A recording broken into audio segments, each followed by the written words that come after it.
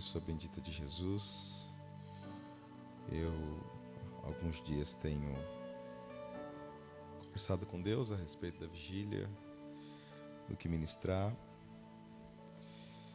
E em uma leitura na minha madrugada, o Espírito Santo de Deus falou comigo em um texto.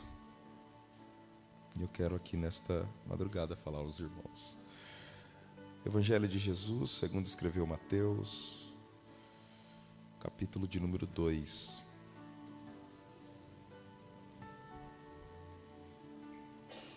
E eu quero ler a partir do versículo 1 ao versículo 12.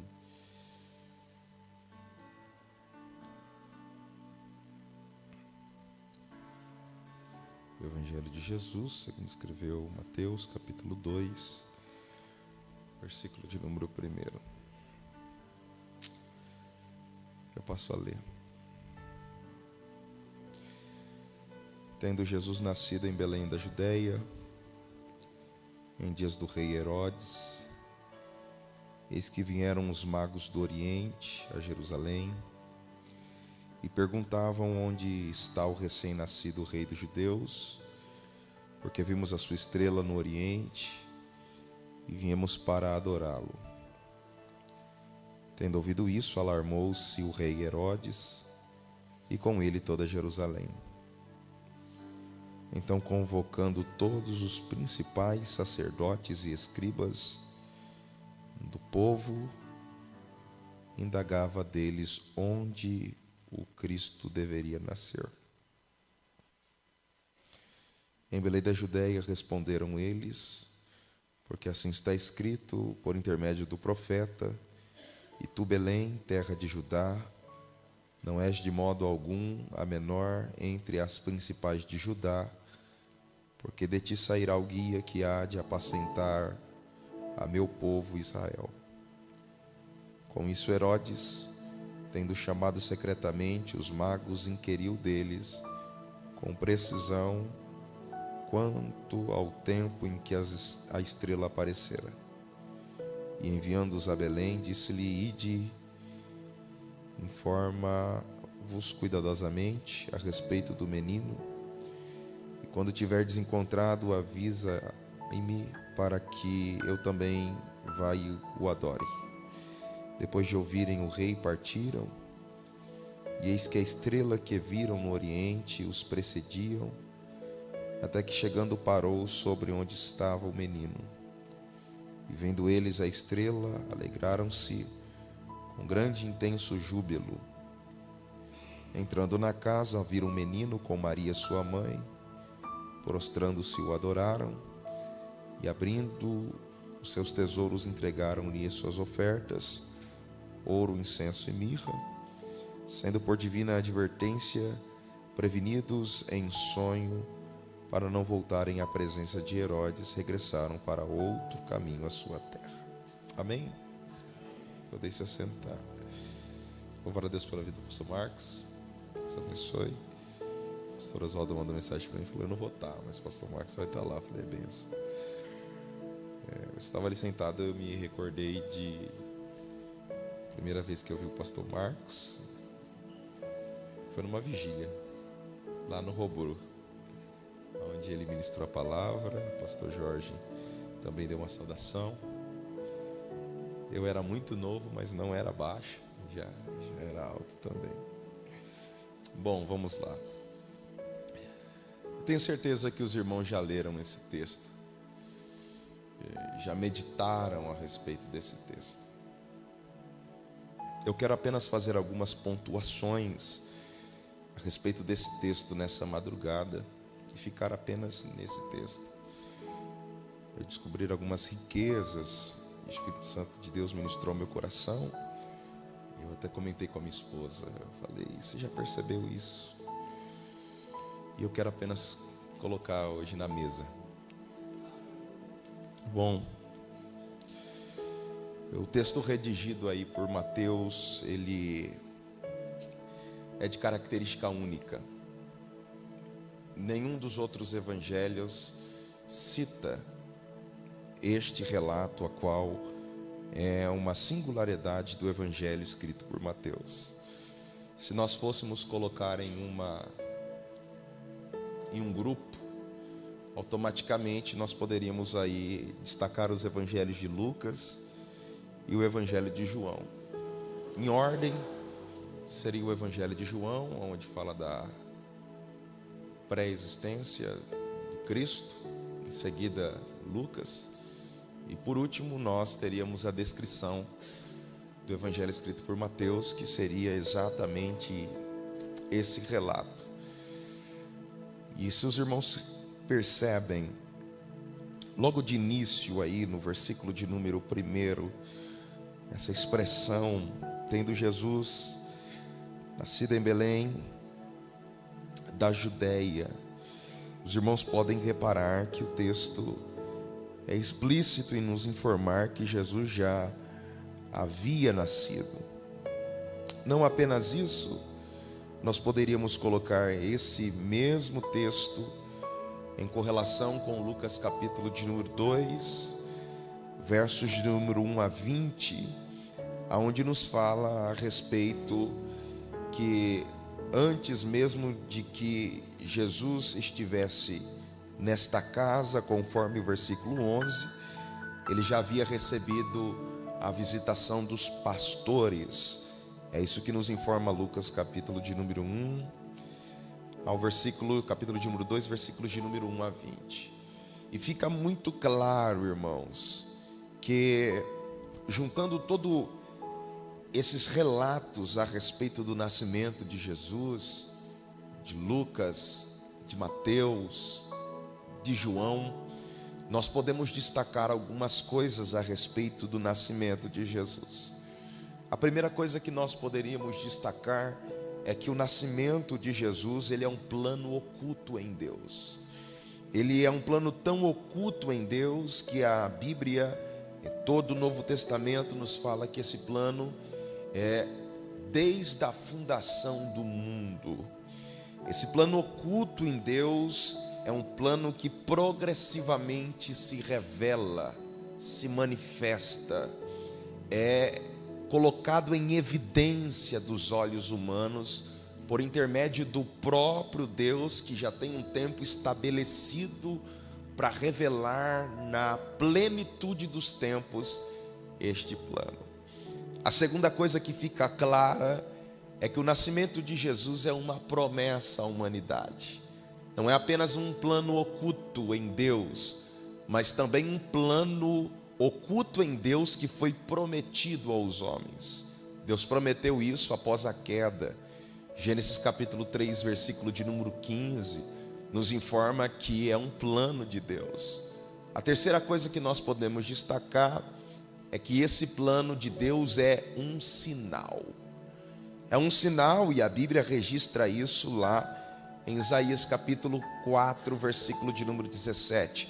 É um sinal de Deus ao povo de Israel. E por último, nós podemos aí colocar que o nascimento de Jesus é também uma esperança, e é o poder de Deus para a salvação, primeiro do judeu e depois dos gentios. Gostaria que você gravasse isso. É um plano oculto em Deus, é um plano prometido por Deus, é um sinal de Deus, é uma esperança de Deus aos homens. Fica tão em evidência isso, que quando nós observamos o evangelho escrito por Mateus, nós podemos ver que esse período do nascimento de Jesus mostra o iminente, soberano plano de Deus se estabelecendo ao mundo, aos homens. É por isso que nós podemos ver que Deus está no controle desse nascimento.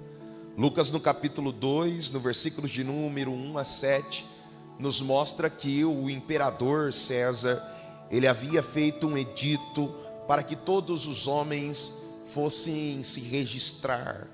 E nós podemos observar que Deus está no controle disso, porque neste decreto de César é que o simples carpinteiro sai da terra de Nazaré e vai para a terra de Belém.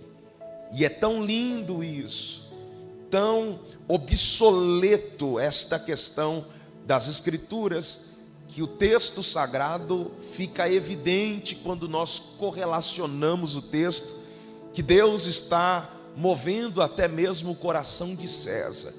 E toda a decisão tomada, até mesmo por homens bons e maus, segue a um único objetivo: glorificar a Deus no final. Não importa quais são os governantes da terra, o que importa é saber que Deus controla o coração deles, que por intermédio do próprio Deus, como diz o livro de Provérbios no capítulo 21, como ribeiros de água, assim é o coração do rei na mão do Senhor, e ele se inclina para onde ele quiser. É Deus mostrando nas Escrituras que ele está no controle, e é por intermédio desse edito que ele faz que segue-se para se cumprir tudo aquilo que ele falou também por intermédio dos seus profetas. Fica tão lindo isso, e mais a fundo, quando nós começamos a compreender cada detalhe dessa narrativa. O texto diz que ele nasceu nos tempos do rei Herodes, e a melhor tradução não é rei, porque ninguém poderia se declarar rei devido ao Império Romano. Se declarar rei era se colocar em guerra contra o Império Romano.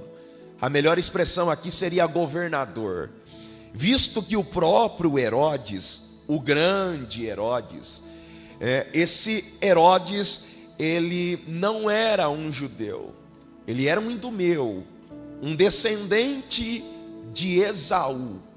E quando nós observamos isso, nós vemos que Herodes estava usufruindo de um trono que não era dele por direito.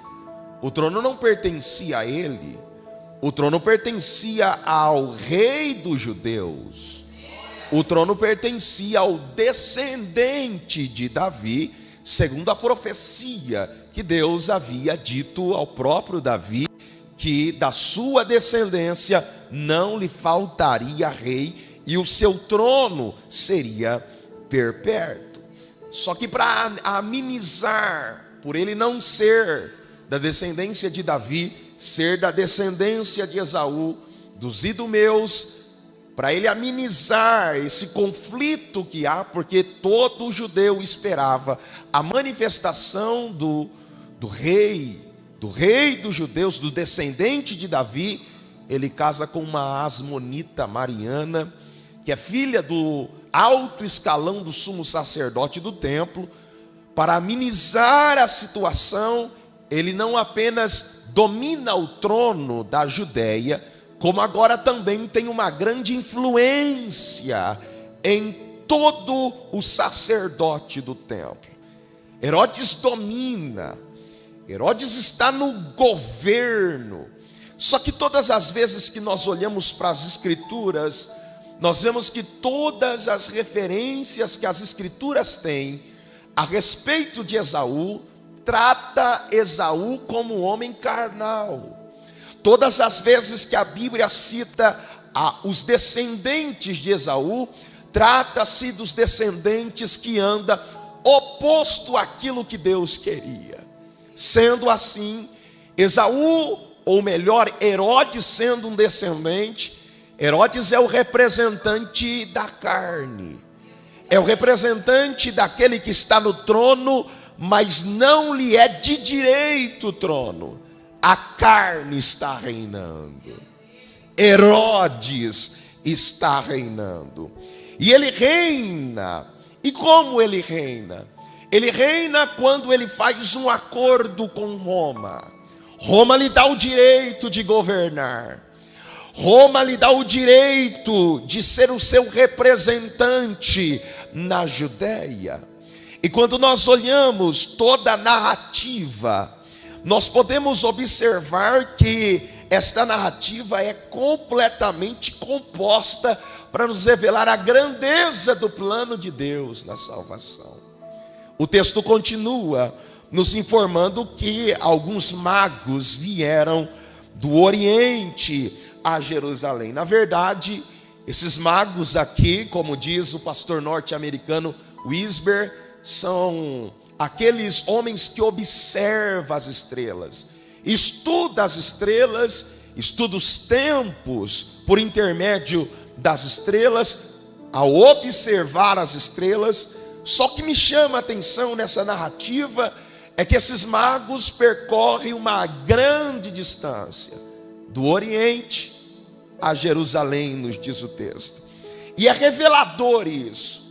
É tão revelador que a Bíblia diz que quando eles chegam em Jerusalém, eles automaticamente faz uma singela pergunta, uma estrondante pergunta, que agita não apenas o coração de Herodes, mas agita todo o coração daqueles que se encontram na cidade.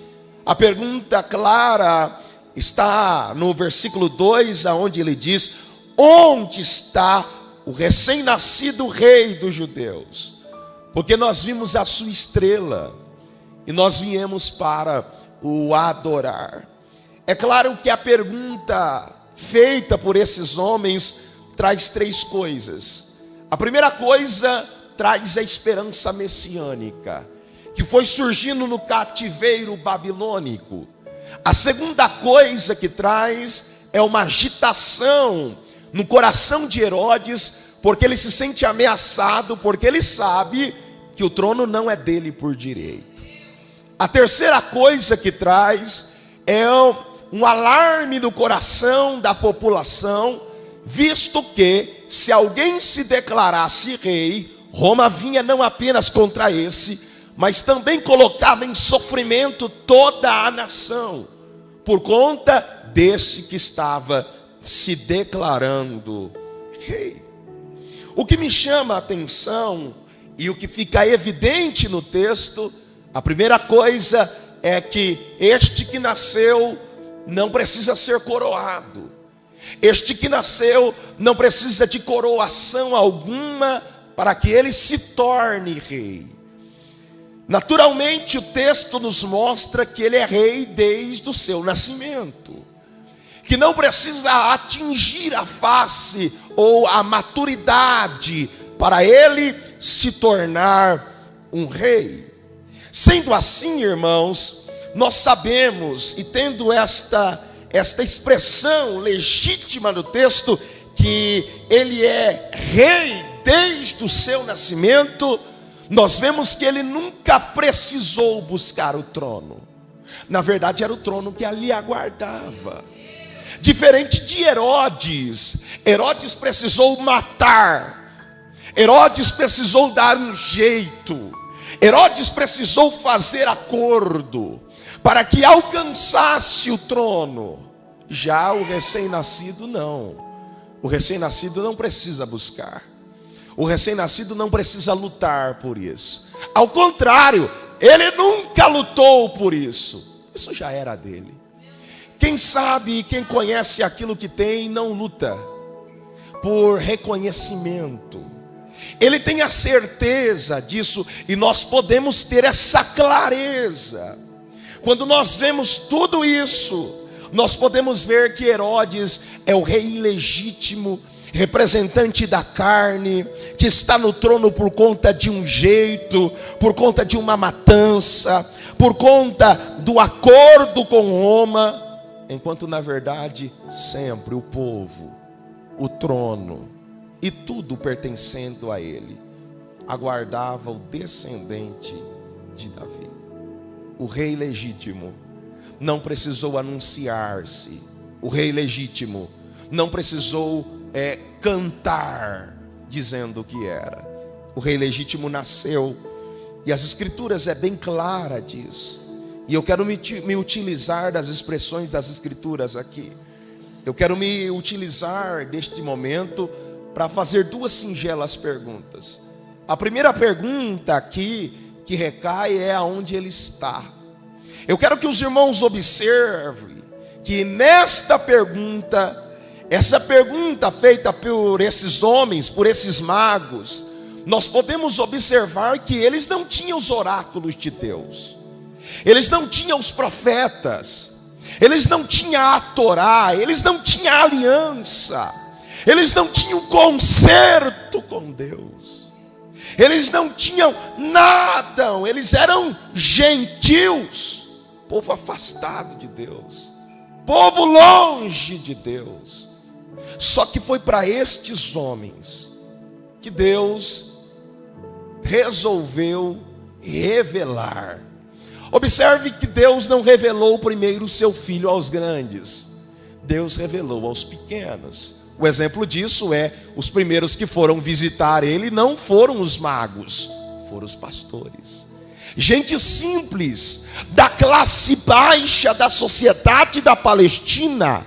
A estes Deus revelou ao rei.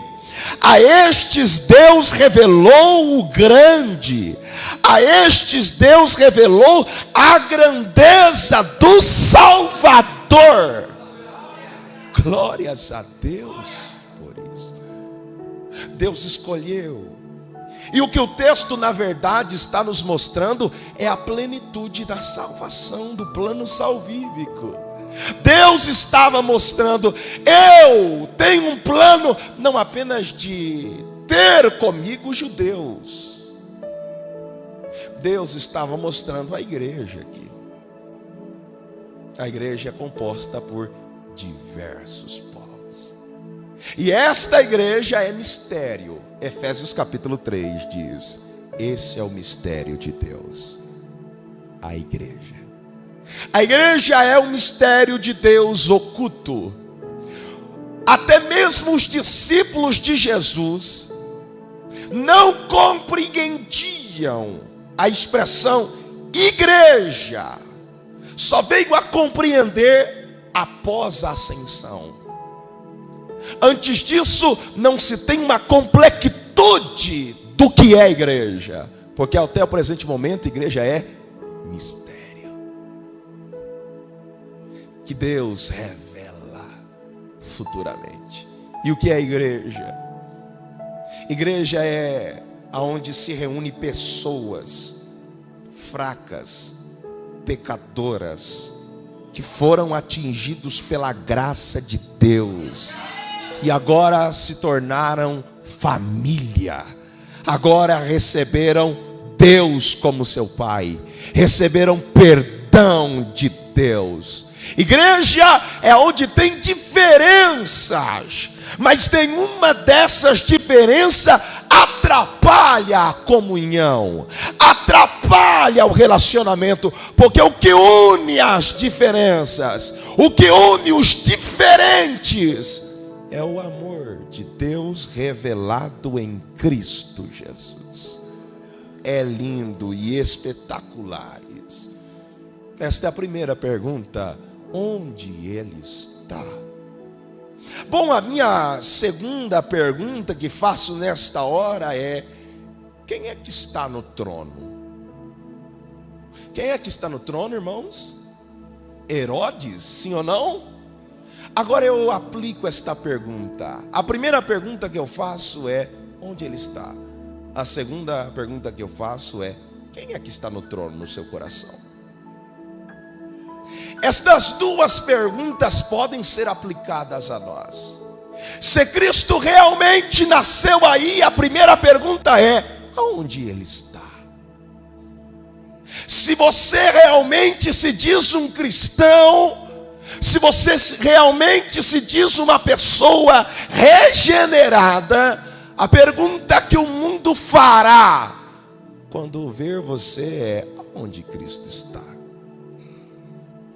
Cristo tem que estar exposto em tudo o que fazemos. Paulo expressou isso.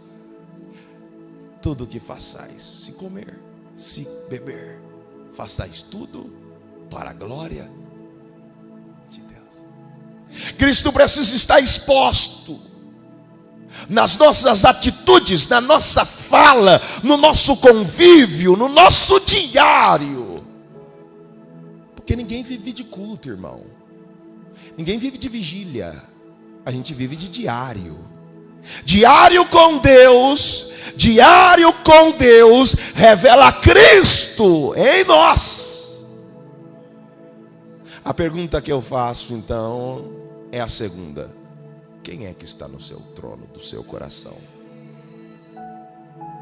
Esta pergunta é tão linda e soa de uma forma desconcertante. Soa de uma forma desconcertante, irmãos, porque quem está perguntando aonde ele está não são os judeus que receberam as promessas de Deus, mas são gentios que vieram de longe. E ele diz: aonde ele está, porque nós vimos a sua estrela. A estrela guiou eles de longe. A estrela os trouxe de longe.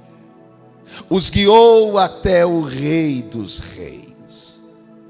Os guiou até eles encontrar a Cristo, Rei dos Judeus.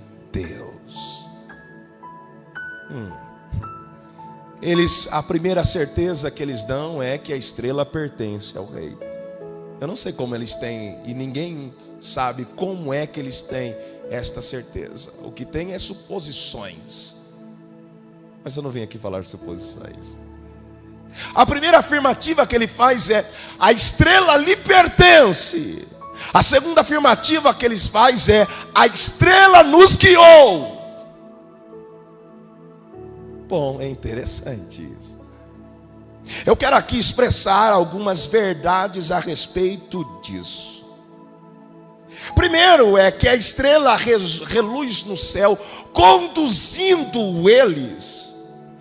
Elas conduzem ele, e eles têm a certeza, ela pertence ao Rei. Ela é um sinal que o Rei nasceu. Ela é um sinal não em si, ela está apontando para alguém. O brilho dela só serve para apontar alguém. Ela não brilha se não for com o propósito de guiar alguém até a presença do Rei. Se a partir do momento que você começar a brilhar para si mesmo, você cairá. Você lembra daquele que caiu? Ele queria brilhar, mas não para a glória de Deus. Quando você quiser brilhar e não for para a glória de Deus, você cairá. Mas se você começar e compreender que o brilho que raia em você não provém de você, mas vem de Deus para um propósito, Deus te manterá no lugar alto para que você seja referência para conduzir alguém no lugar onde está o Rei. A estrela o conduz. Olha o que diz Filipenses capítulo 2, versículo 15. Paulo está escrevendo à igreja, aos cristãos, ele diz assim: irrepreensíveis e sinceros filhos de Deus, inculpável no meio de uma geração pervertida e corrupta, na qual resplandeceis como luzeiros no mundo. O próprio apóstolo está dizendo: vocês são como astros no mundo. Em algumas traduções não diz luzeiros, diz astros no mundo, para brilhar com o propósito de conduzir alguém para Jesus. Você tem uma missão: conduzir alguém para Jesus. Aonde ele está? Bom, Herodes fica perturbado, o seu trono está ameaçado, e ele tem uma certeza.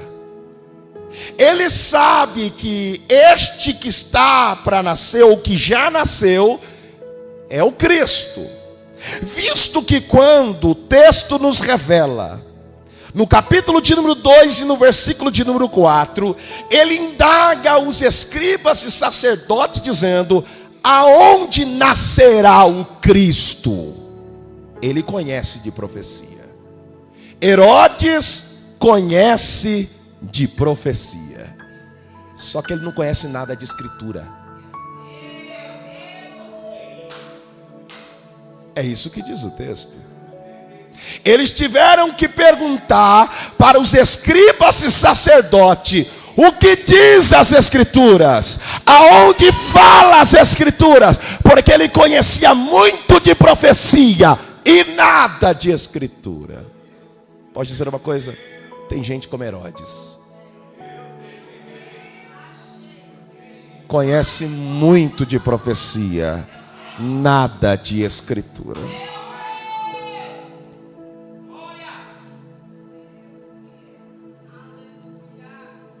Os sacerdotes, os escribas olharam para ele, citaram a profecia de Miqueias. E tu, Belém de Eufrates, sendo a menor, de ti sairá o guia de Israel.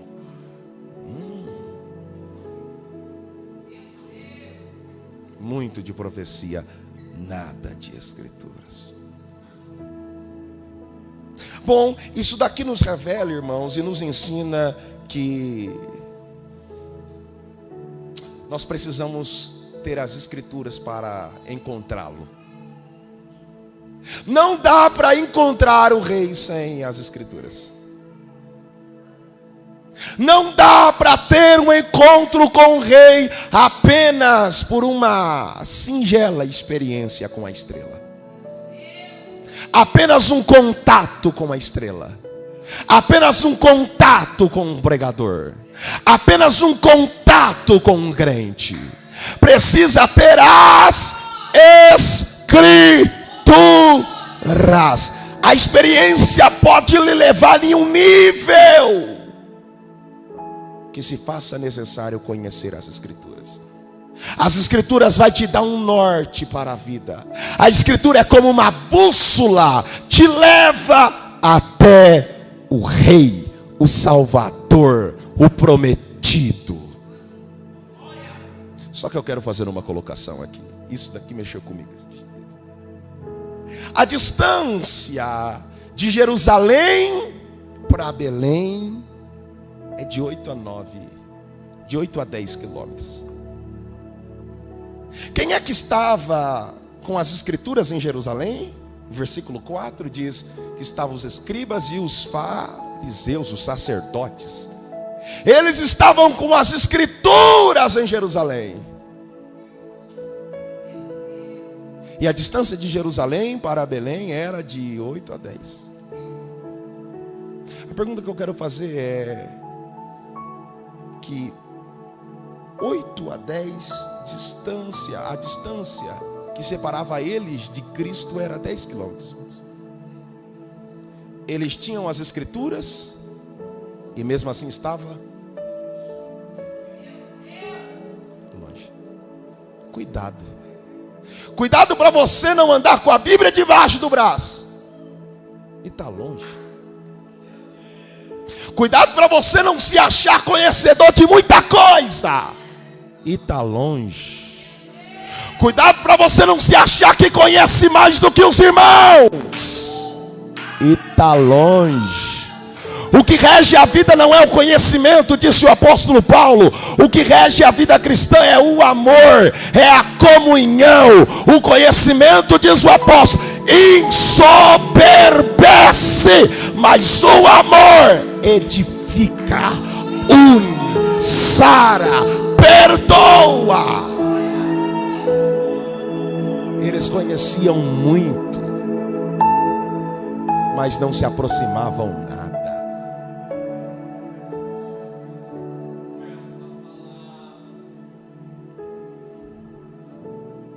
Em Belém respondeu. Secretamente Herodes falou com os magos. Pediu primeiro esclarecimento. Quando foi que a estrela se revelou a vocês? Quando foi que vocês descobriram que ele nasceu? Me fala o tempo. O tempo que ela se revelou. Me diga o tempo. Você lembra a primeira pessoa que te evangelizou? Me diga o tempo. Quando foi que ela se revelou? Quando foi que vocês tiveram a certeza? Ele nasceu. Ele nasceu. Ele nasceu. Paulo falou assim em Gálatas capítulo de número 4. Eu estou sofrendo dores de parto, até que Cristo nasça em vocês. Você lembra quando aquela pessoa se dedicou? Que tribulação você era! E aquela pessoa insistia: não, Deus tem um plano na tua vida. Aquela pessoa insistia: vamos orar, vamos ler Bíblia, vamos estudar, se dedica. Você lembra? Quando foi? E eles disseram. E a estratégia é: procure ele, quando achar, vem e me avisa, eu quero adorá-lo. Herodes pensou que enganaria eles. Na verdade, o intuito dele é matar o menino, para que ele continuasse no trono.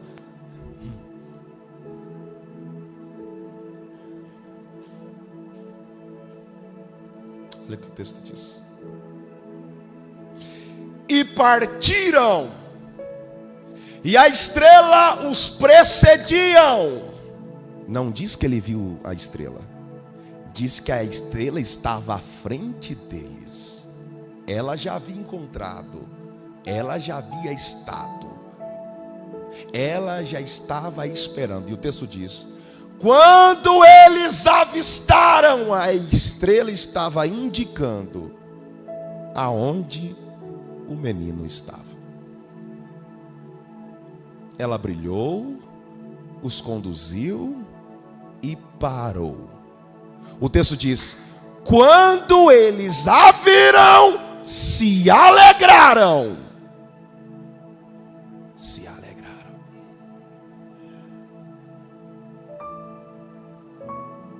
Bom, é interessante isso. A estrela só serve para brilhar fora de casa.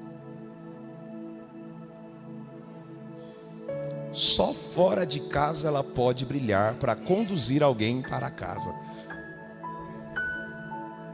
Quando eles vêem, eles tenham o júbilo. E esse júbilo que eles têm faz ele chegar aonde o menino está.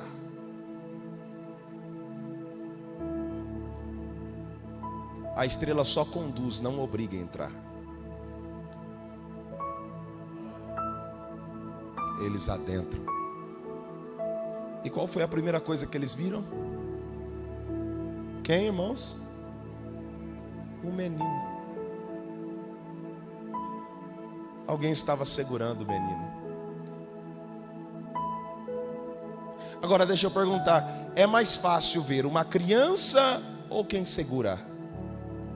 Quem é maior, irmãos? Quem segura ou a criança?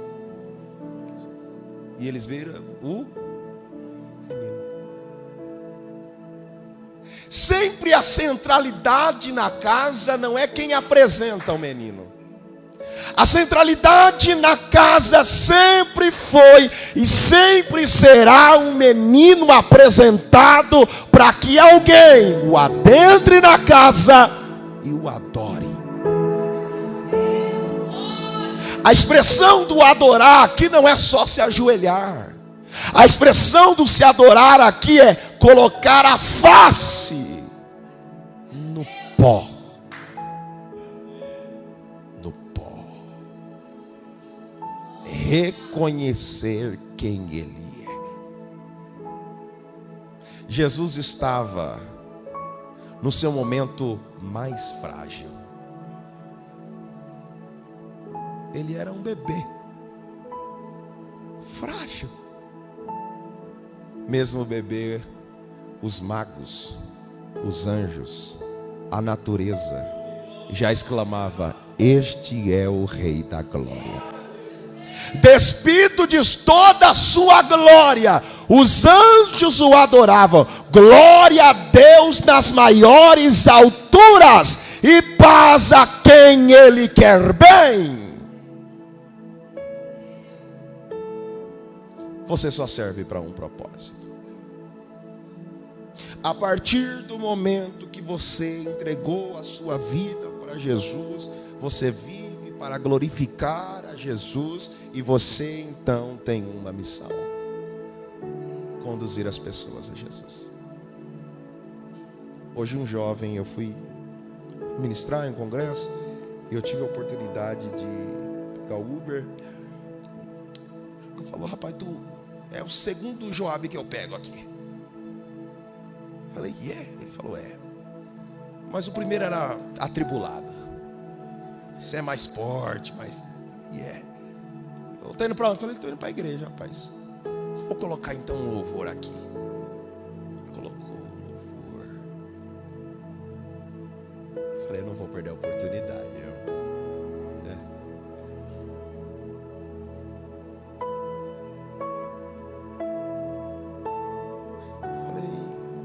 Deixa eu perguntar uma coisa para você. Se eu dissesse que você, se eu fosse um médico e diagnosticasse você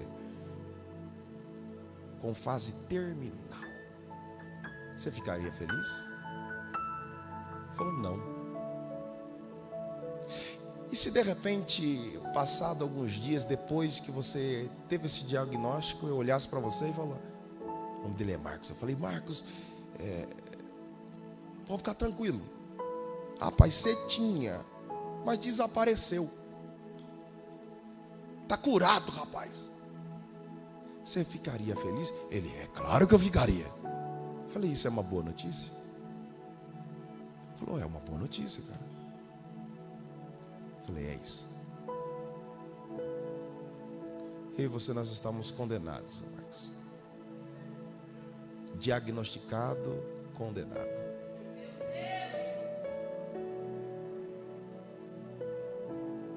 Aí Deus resolveu dar uma boa notícia. Qual que é o problema? Esse? Não.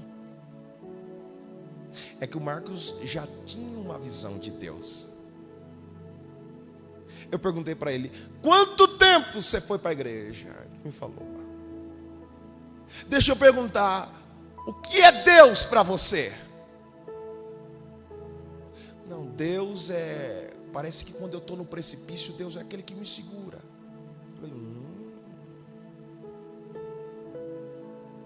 Falei: Deus não quer ser isso para você. Deus quer ser teu pai. Ele: eu me separei, 24 anos, irmãos. Eu me separei da minha esposa. Um relacionamento com outra jovem. E eu sei que Deus, Deus me colocou. Esse negócio é de Deus. Eu olhei bem para ele. Eu falei: sabe por que eu perguntei da visão de Deus? Porque para Deus ser Deus, Ele tem que ser perfeito, sim ou não? Eu falei: sim. Ele tem que ser justo, sim ou não? Sim. Verdadeiro, sim ou não? Então Deus não aceita o erro. Eu olhei para ele e falei: eu poderia muito bem falar para você: você está certinho, Marcos. Mas você não está certinho. O que você fez está errado, Marcos. Só que tem uma coisa de diferente. Se você vacilar com o teu amigo, ele vira as costas para você. Deus é Deus de oportunidade, Marcos. Você errou, falhou, arrependa-se. Deus não leva em conta o tempo da ignorância, mas quer que todos se arrependam. Você errou, isso é o que a Bíblia diz. Deus te ama, mas para você desfrutar do amor de Deus só em Cristo. Ele parou, ficou calado, e no final ele falou assim: preciso voltar para a igreja. Eu falei: não, Marcos, você precisa estar com Jesus, cara. Você precisa ler a Bíblia. Porque você pode estar na igreja sem Jesus. Você pode ter experiências lindas longe das Escrituras sem Jesus. Você pode chorar, levantar a mão, falar: Deus me ama. Se você não conhecer as verdades de Deus, você está perdido, Marcos. Ele emudeceu de novo. Ficou quieto. E eu falei: tome Jesus, tome Jesus, tome Jesus, tome Jesus, tome Jesus, tome Jesus, tome Jesus, tome Jesus. O olho dele começou a encher de lágrimas. E tome Jesus, tome Jesus, tome Jesus. Você só serve para uma coisa, irmão: conduzir as pessoas até Jesus.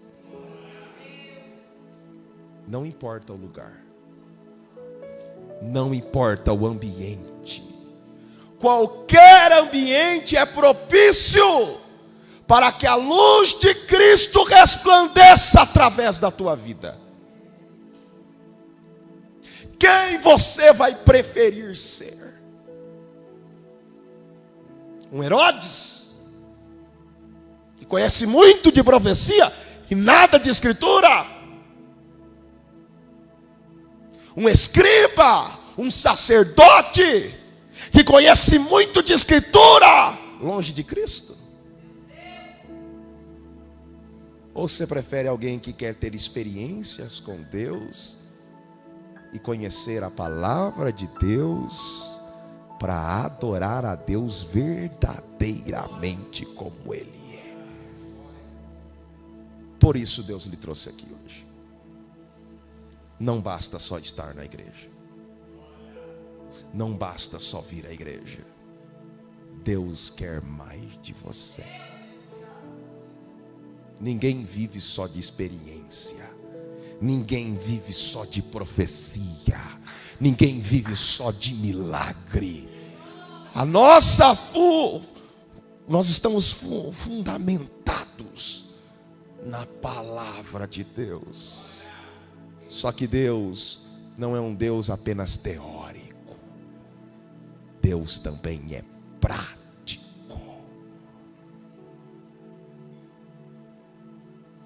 Eu vim para casa, irmãos, depois que preguei. Quem me trouxe foi o pastor. Ele começou a contar o testemunho dele. Joabe, fui preso, era do PCC. Eu falei: varão, que legal.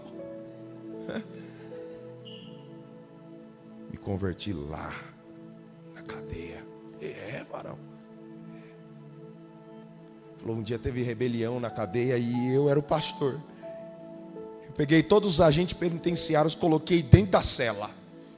E estava tendo rebelião, facada para cá, facada para lá. E 40 presos dentro da cela, mais os agentes penitenciários. Eu falei: pode ficar aqui que ninguém daqui vai morrer.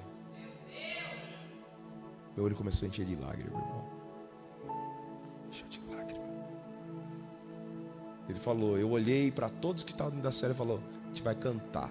Não, pastor, vamos orar. Ele falou: não, orar já foi, agora é cantar. Ele já cantou quase todos os hinos da harpa. Cantava um, cantava outro, cantava um, cantava outro. Ninguém dentro da cela, Joabe, aconteceu nada. Você precisa brilhar, irmão. Brilhar. Cristo precisa resplandecer através de você. Cristo precisa ser conhecido através de você. Se Cristo não for conhecido através de você, você precisa voltar, se arrepender, porque isso precisa estar na sua essência.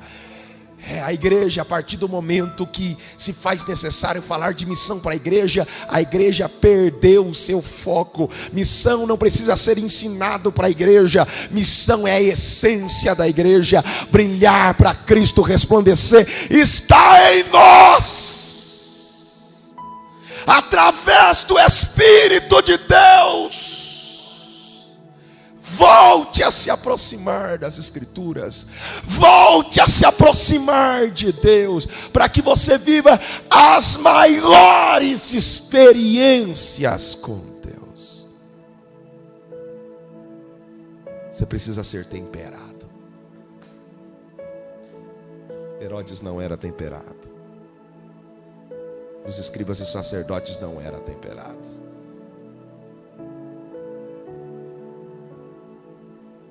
Já que os de perto não vieram adorá-los, Deus se revelou aos de longe. Nós somos os de longe, irmãos. Quem eram os de perto eram os judeus. Já que eles não quiseram, Deus já tinha um plano mesmo. Eu vou trazer os de longe.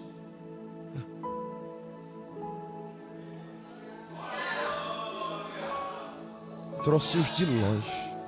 Se revelou aos de longe. Trouxe para perto. E os de longe, depois que ele se revelou, só veio com um objetivo. A gente veio para adorar. A gente veio para adorá-lo.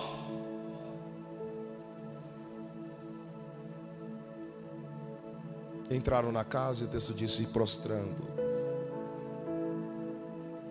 ofereceram as suas ofertas e o adoraram.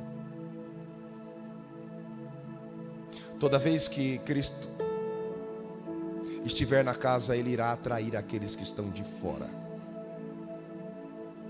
Toda vez que Cristo estiver sendo apresentado, Ele irá atrair aqueles que são de fora. O que atraiu aqueles homens para aquela casa é exatamente o que está dentro dela. Se nós priorizarmos Cristo aqui dentro, nós não precisaremos trazer nada de fora para dentro, porque Cristo será suficiente para atrair todos aqueles de longe para perto. Um exemplo mais claro disso é você. Olha onde você está. Lembra de onde você estava? Quem foi que te trouxe de lá para cá? Cristo. Feche teus olhos. Pai, oh Pai, Pai, nós estamos diante da Tua presença, Pai. Nos ensina, Senhor, a amar mais o Senhor. Nós queremos conhecer tanto o Senhor, e isso daqui fala de sede. Nós temos sede do Senhor, sede da Tua palavra, sede de Ti, sede de Ti, sede de Ti. Quanto mais sede de Ti, das Escrituras, mais encontramos, mais temos experiências. A gente tem sede de viver para o Senhor, de viver para a Tua glória. E a gente já faz o serviço, Senhor. Tem gente que faz o serviço com mais excelência do que eu, Senhor. Oh, Pai querido, nós queremos que o Senhor nos atraia nessa madrugada. Nos atraia para a Tua palavra. Nos atrai com desejo de encontrá-lo, com desejo de estar a sós com o Senhor. Enquanto muitos apenas têm a experiência, ou outros apenas têm a palavra, nós queremos ser temperados. Senhor, nós queremos ter a palavra que é o nosso fundamento, e nos dê experiência, Senhor, contigo, revelando a Tua grandeza, Senhor, porque assim nós também iremos nos conduzir como estes homens, estar aonde o Senhor está, para reconhecer quem o Senhor é. Eles já estavam reconhecendo o Senhor antes de estar na Tua presença. Eles estavam reconhecendo o Senhor como Rei, ó Deus, mas na Sua presença eles reconheceram o Senhor muito mais do que Rei. Eles o reconheceram como Senhor da vida, Salvador da vida. Nos faça ter essa sensibilidade, em nome de Jesus Cristo.